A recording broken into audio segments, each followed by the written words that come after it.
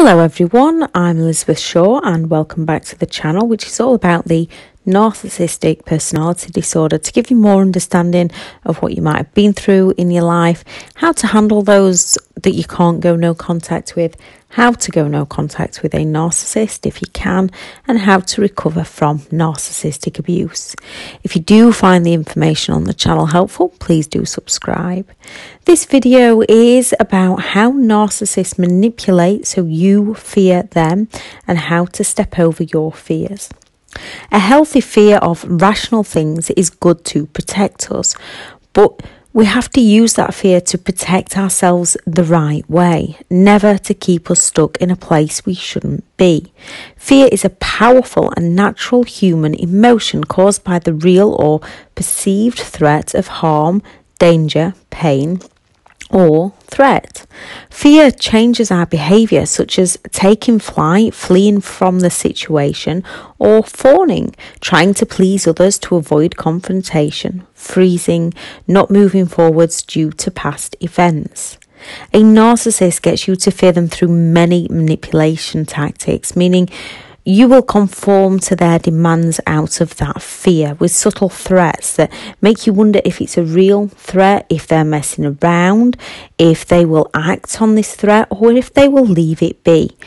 They do this on purpose and it confuses you, so you're worried about the threat. Still at the same time, most often you don't want to make a fuss, or you also fear if you speak out to the narcissist, you might get that reaction, the fear of the reactions from them that you've possibly received in the past. Or if you speak out to other people, you don't want to, for fear that they would not believe you, for fear that they'd think you're stupid.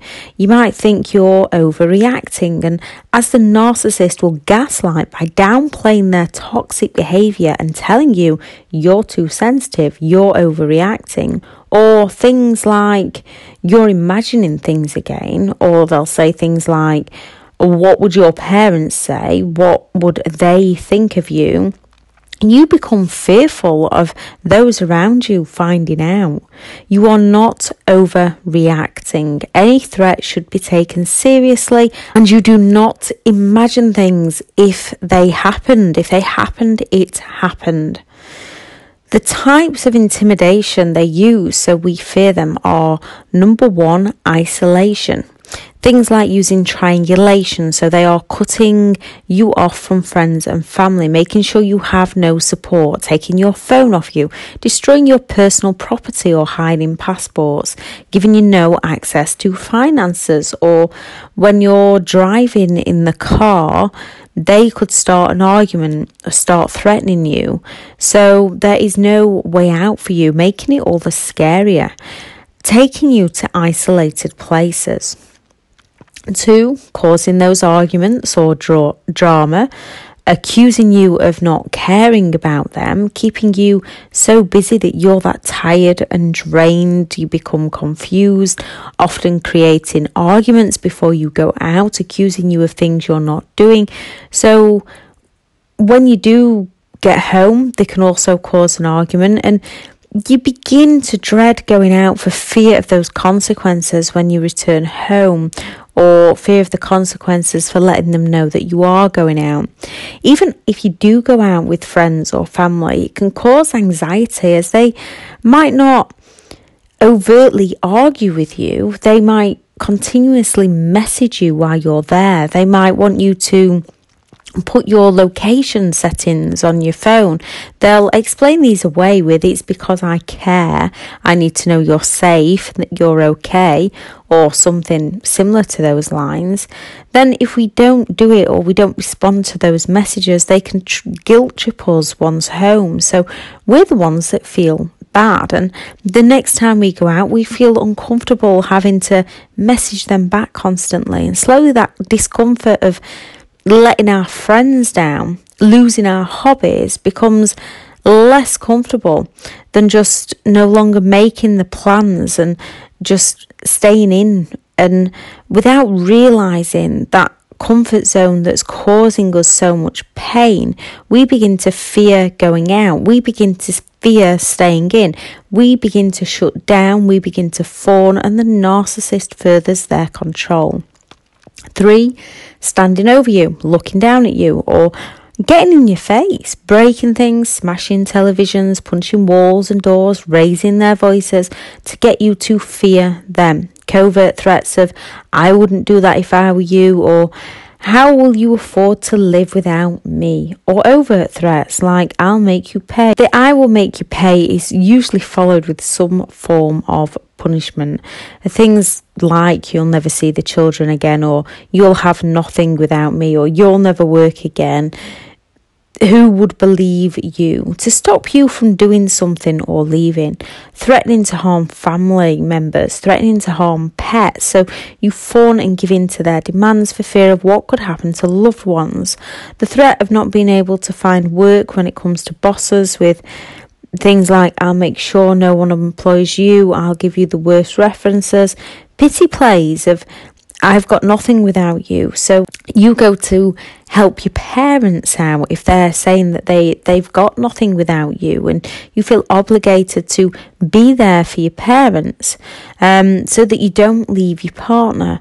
Again, people not on the disorder can say these things, usually because they are trauma bonded or genuinely believe they would have nothing without the narcissist. A narcissist says it to guilt trip those around them into doing what the narcissist wants.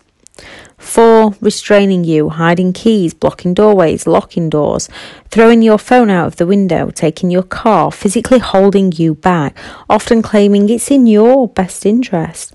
Anything to cause you to feel trapped with no escape. Threats of, I'll tell everyone you've done this, often using your biggest secrets against you, so you conform to the narcissist's demands for fear of others knowing things that you don't want them to know, and you have every right to not want other people to know, causing you to feel trapped with no choice but to do as the narcissist says.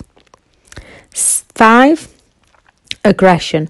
There are so many types of aggression they may use, from spitting, slapping, pushing past you, shoving, playfully sitting on you, yet you've requested them to stop as they're hurting you. So they'll do it all the more, saying things like, you're boring, it's only a game, I'm only messing. And even though it's causing you pain, it is them trying to let you know that they are stronger. So you fear them. Things like making you feel guilty over saying no to sex, and trying to guilt trip you. Or they may sulk and break down your boundaries, giving you the silent treatments and getting you to change your mind. Tickling you, but to the point where it causes pain. And you know they're not playing, but they will tell you that they're just playing, they're just messing. Hitting you with something, throwing things at you, pulling hair, strangulation, kicking, biting, burning, force-feeding, denying you the right to eat, shaking you, pinching you, punching you, and many more. They will find a way to justify their behaviour. It'll not only be a case of them hurting you, they will find a way to justify the way they are hurting you. It'll not be a case of a person pushed to their limits who understands this is not acceptable behaviour to hurt another. They will do as they please and they will blame you. 6, as those close to the narcissist become used to the behaviour and gain that level of tolerance to the abuse, the narcissist often can recognise that you haven't fawned to their demands. Fawn meaning comply to what they tell you to do, walking on eggshells around them to protect yourself from further harm. Some will then escalate their intimidation to verbal threats of killing you or loved ones, physical violence becoming more regular if they use physical violence. Not all do, in fact many don't, but there are those that do. And they will be saying things, if you hadn't, I wouldn't, and who would believe you, you're crazy. Threats should always be taken seriously, especially around those with little empathy. Always call the police and still find a safe way out. Living under constant fear with a narcissist, no matter what the extent, no matter who it was, parents, siblings, friends, bosses, partners, can have many lasting effects if we don't handle our fears. From the fear of what they might do, the fear to being ourselves due to the constant criticism and put downs by the narcissist, the fear of speaking to others for fear of reactions as our subconscious has been trained. We can become scared of talking to others, or when we try, those words just don't come out. Fear of applying for that job, fear of painting that picture, fear of taking that course because we've been intimidated and invalidated. Then when we try and make that thing that we want to do, when we step out of our comfort zone, when we step over that fear and make a mistake, as everyone makes mistakes, life is a learning curve. But because of how our subconscious has been programmed, when we make that first mistake, those doubts arise within our mind. We can then quit before we indeed got started. Good things take time. Great things take practice. Losing your fear after coming out of a narcissistic relationship where you lived day to day on edge, in anxiety mode, and living in fear of what happened to you or what will happen to you next. If you're still in the relationship where you live in real fear of what will happen next, that is who they are. The fear you need to lose is the fear of leaving. You need to know you need to leave. You need to make it a must that you have to leave, and you need to find a safe way out. Think about what you want from life. Think about your happiness. Think about something in your future to give you the drive and the determination to leave. If your day brings you drama and negativity from those around you, safely move away from those around you. It's hard enough losing our own fears without having fears placed into us by others. Once out, you might have carried that fear from your past with you. Living in fear hurts our state of mind, as we are not living in the present day of the here and now. We are fearing events that either happened, and they did happen in the past, or haven't even happened. After a narcissistic relationship, this is normal, yet not helpful in our present or our future. Bringing yourself back into reality, never fearing the unknown. It's okay to be prepared for events, but don't dream them up to actually happen. Instead, manifest thoughts of great things that are going to happen, the way you would like the events to go, to make your reality a good one. Similar to anxiety, when in fear, we can begin to hyperventilate. Fear is our emotional response to events and circumstances. Anxiety is our fight or flight reaction to our emotions of fear.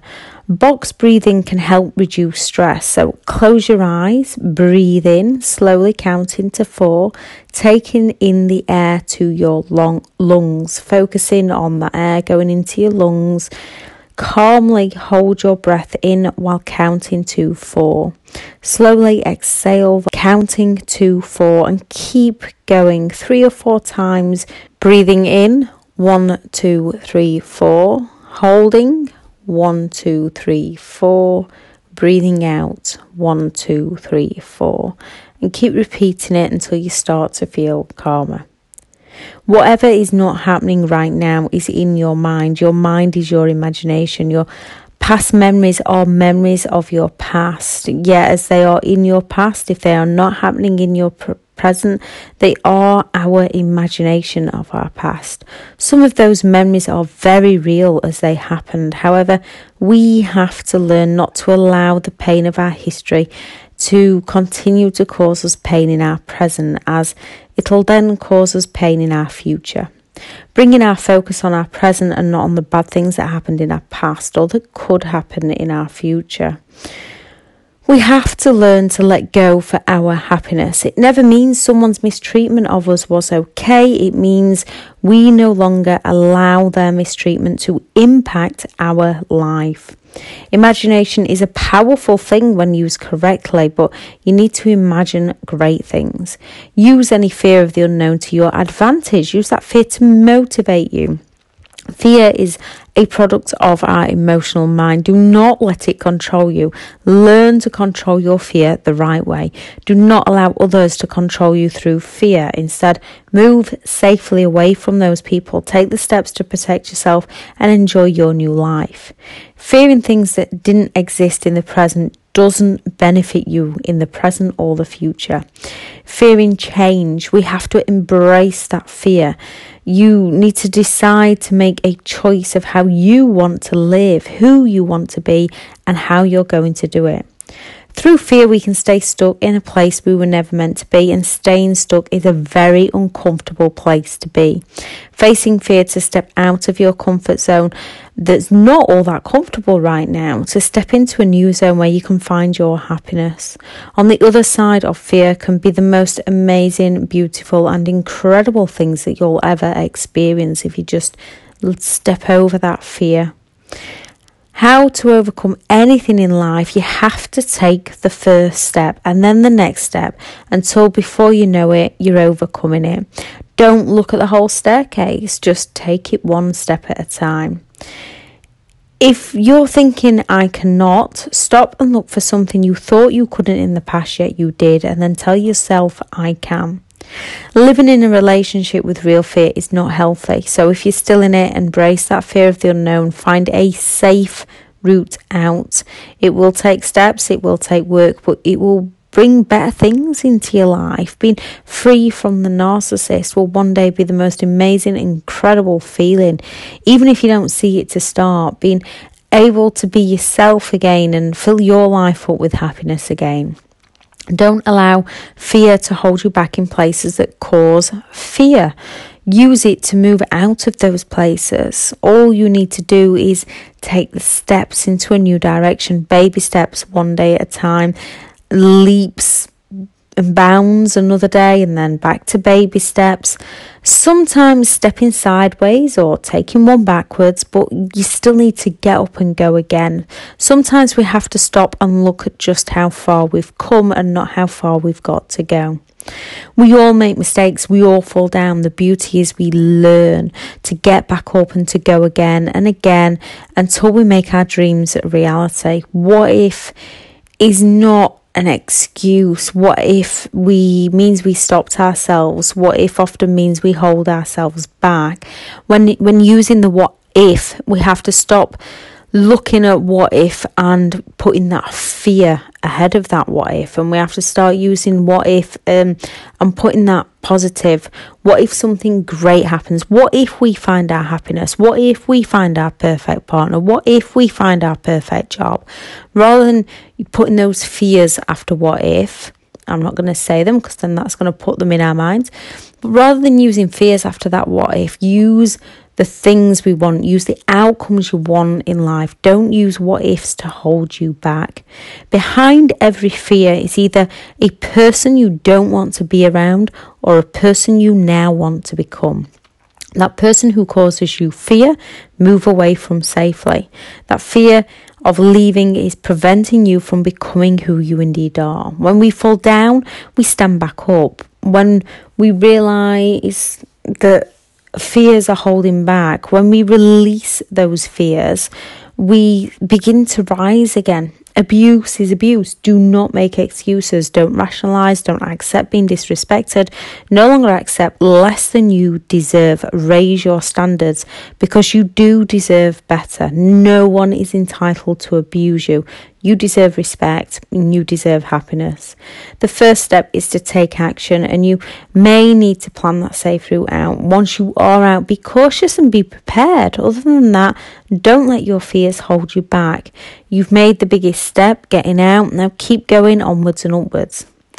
When our minds wander into our past, we can become stuck in the past. So stop yourself and start imagining the future that you want. There is nothing wrong when we are out and trauma bonded, feeling like we want them back. To face that fear, we have to remember those hurtful times. We have to grieve, we have to cry, and we have to remember why we shouldn't go back. Once you've remembered why you need to stay away, we can start removing the thoughts of the past and beginning to focus on our present so that we can start to create our future. The fear of telling those around you. If you want people to know, tell them. Yeah, only tell them once. You'll learn who's willing to listen and help and be there for you and who's simply not listening to you. Some people just do not care. Others are busy living life, and some are just grateful it wasn't them. You don't need to explain yourself to everyone. All you need to do is be you. If you want to tell your story, tell your story. If you don't. When a narcissist is doing a mass smear campaign, the best thing you can do is just stay out of it. And even if the narcissist isn't, if you don't want to talk, you don't need to talk. Just make sure that pain doesn't stay trapped within you. Today and for the next 5 days, write out what you want your life to look like, what you want out of your life. And write it like you've already got it. Feel it, imagine it, like you're already there. After the first day, you write it, take a look at how you write it. Any negative things change. So it needs to be things like, I am grateful, I am happy, I deserve. Don't be afraid of asking too much from your life and then going out there and getting it for you, working hard to achieve for you. With a good heart, with good intentions, you deserve the best.